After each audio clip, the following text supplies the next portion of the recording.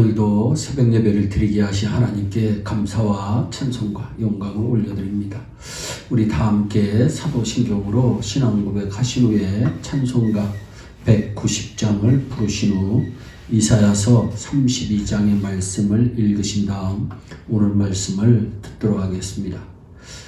사람은 누구나 한평생을 살면서 염려와 걱정이 없는 천국 같은 세상을 살기를 소원합니다. 편안하고 아무런 문제가 없고 항상 기쁨이 떠나지 않고 웃음이 가득한 그런 인생을 살기를 정말로 원합니다. 이런 인생을 행복이라고 말을 합니다. 반면에 불행은 문제가 떠나지 않고 걱정거리, 근심거리가 끊어질 날이 없는 인생을 살 때 그것을 불행이라고 말합니다. 그러나 사람의 행복과 불행은 환경에 의해서 결정되어지는 것이 아닙니다. 그런데 인간은 환경을 기준으로 해서 행복과 불행을 결정하려고 합니다. 환경이 좋을 때는 행복하고 환경이 나쁠 때는 불행하다고 여깁니다. 그래서 사람들의 소원은 언제나 자신의 염려거리, 걱정거리들이 해소되는 것에 있습니다. 이런 소원을 가지는 인간은 자신의 염려거리와 걱정거리가 한순간에 해소해 버릴 수 있는 것을 원하며 살게 되는 것입니다. 그래서 필요한 것이 돈입니다. 사람들은 돈만 있으면 만 가지 걱정을 덜어낼 수 있다고 여깁니다. 오늘 9절로부터 11절 말씀에 보면 안일한 여인들아, 염려 없는 딸들아, 염려 없는 여자들아, 안일한 여자들아 라는 말들이 나옵니다. 이 말씀을 보면 염려가 없는 것을 안일함과 같은 태도로 여기고 있음을 알 수가 있습니다. 그런데 분명히 예수님은 염려하지 말라는 말씀을 하셨습니다. 그렇다면 염려가 없다면 그것은 분명히 신앙적인 모습인데 왜 그것을 안일함과 같은 것으로 취급하면서 나쁘다고 말씀하고 있는 걸까요? 그 이유는 예수님이 염려하지 말라고 말씀하신 것은 모든 것을 주님께 맡긴 자로서 염려하지 말라는 것이고, 본문에서 염려가 없다는 것은 세상 것을 가지고 있기 때문에 나는 염려 없다, 나는 이만하면 됐다라고 큰 소리 치는 것을 말씀하고 있기 때문입니다. 하나님의 계획은 이런 세상을 심판하시는 것입니다. 이것은 창세기부터 요한계시록까지 이어지는 변함없는 하나님의 계획입니다. 하나님께서 세상을 심판하시겠다고 계획하셨기 때문에 우리는 세상을 망하는 장소로 보아야 합니다. 그런데 사람들은 세상을 소돔과 고모라 성이 멸망당하기 전인 에덴 동산같이 보는 것입니다. 소돔과 고모라 성은 망할 성인데 말입니다. 하나님께서 세상을 심판하시기 때문에 나도 세상을 망하는 장소로 보고 산다면 세상 것이 좀 있으나 없으나 변함없이 하나님을 의지하며 살 수 있을 것입니다. 신자가 하나님의 계획을 알고 하나님의 뜻을 안다면 자신에게 어떤 문제가 일어나도 당황하지 않습니다. 하나님의 뜻을 모르기 때문에 문제가 생기면 불안해하고 염려로 가득 차면서 하나님을 열심히 믿었는데 왜 이런 일이 생깁니까? 라는 불만과 원망을 가지게 되는 것입니다. 하나님은 세상에는 고통과 멸망이 있을 뿐이라고 경고하십니다.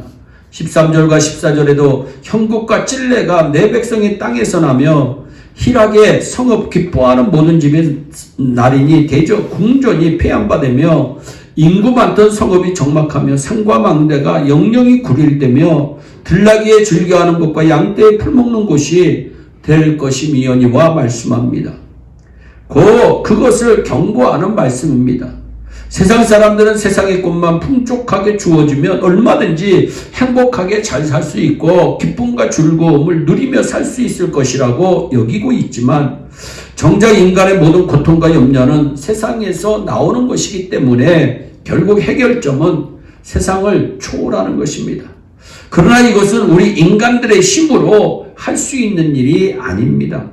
그래서 15절에 필경은 위에서부터 성신을 우리에게 부어주시리니 광야가 아름다운 밭이 되며 아름다운 밭을 살림으로 여기게 되리라 말씀합니다. 성신은 성령을 말씀합니다. 즉 너희가 위로부터 부어지는 성령을 받으면 광야가 아름다운 밭이 되고 아름다운 밭이 살림이 될 것이라는 말씀입니다. 이 말씀에서 성신을 부어주신다는 것은 너희들 힘으로 안 된다는 의미가 포함되어 있습니다. 주님이 세상에 오셔서 십자가에 죽으신 것도 구원은 너희들 힘으로 안 된다는 의미가 포함된 사건입니다. 사람들은 인간의 힘으로 세상을 살기 좋은 땅으로 만들어 보려고 애를 씁니다.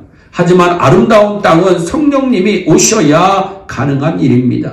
세상이 아름다운 땅이 되기 위해서는 죄가 사라지고 의가 들어와야 합니다. 그 의는 성신을 통해서 옵니다. 의가 누구입니까? 예수 그리스도입니다.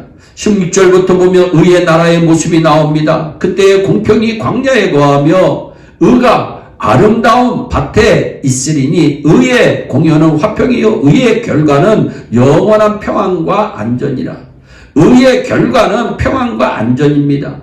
내 백성이 화평한 집과 안전한 거처와 조용히 쉬는 곳에 있으려니와 먼저 그 살림은 우박에 상하고 성읍은 파괴되리라 말씀합니다.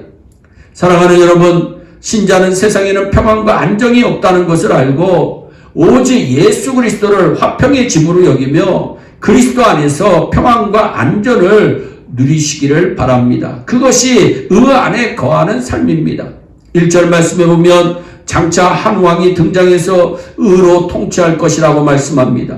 장차 예수 그리스도께서 오셔서 의로 가르치고 다스릴 것이라는 뜻입니다.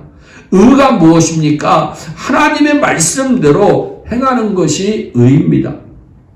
신명기 6장 25절입니다. 우리가 그 명령하신 대로 이 모든 명령을 우리 하나님 여호와 앞에서 지키면 그것이고 우리의 의로움이라 할지니라. 지키면 의로움이 되는 것입니다. 로마서 2장 13절입니다. 하나님 앞에서는 율법을 듣는 자가 의인이 아니요 오직 율법을 행하는 자라야 의롭다 하심을 얻으리라. 말씀을 듣는 자가 의인이 아니고 말씀을 행하는 자가 의인이라고 말씀합니다. 에스겔서 18장 9절입니다. 내 율례를 따르며 내 규례를 지켜 진실하게 행할진대 그는 의인이니 반드시 살리라. 주 여호와의 말씀이니라. 야고보서 2장 22절에도 너희는 말씀을 행하는 자가 되고 듣기만 하여 자신을 속이지 말라고 말씀합니다. 세상은 망하고 영원히 남는 것은 예수 그리스도의 나라입니다. 하나님은 우리에게 성령을 부어주십니다. 그 이유는 자신을 부인하고 그 자리에 주님의 의로 채우시기 위해서입니다. 한마디로 의롭게 살기 위해서입니다. 그래서 성령 받은 사람은 자신의 죄를 알고 회개하는 자가 됩니다. 그리고 오직 주님의 의에 관심을 두고 삽니다. 그리고 주님 안에 거하기에 힘쓰며 살아가게 되는 것입니다. 우리 모두 죽을 때까지 예수 그리스도의 의를 바라보면서 살다가 우리의 인생을 마치고 영원한 하나님의 나라에 들어가 상급받는 귀한 신자 되기를 예수님의 이름으로 축원합니다. 기도하겠습니다. 사랑의 하나님 아버지 감사합니다. 오늘도 이사야서 32장의 말씀을 묵상하게 하여 주심을 감사합니다. 아버지 하나님, 이 세상은 망하는 세상입니다. 하나님 오직 예수 그리스도의 의가 나타나 하나님 우리를 아버지 하나님 복된 길로 인도하여 주시는 줄로 믿습니다. 의의 결과는 평안과 안전이라고 말씀하였습니다. 하나님 주님 안에 거하면서 하나님 주님의 의를 쫓아 사는 우리의 온 성도들이 될 수 있도록 오늘도 복을 내려 주시옵소서. 감사하고 예수님의 이름으로 기도하옵나이다. 아멘. 우리 다 함께 주기도문으로 예배를 마치시고 오늘도 주 안에서 승리하는 복된 하루 되시기를 바랍니다. 감사합니다.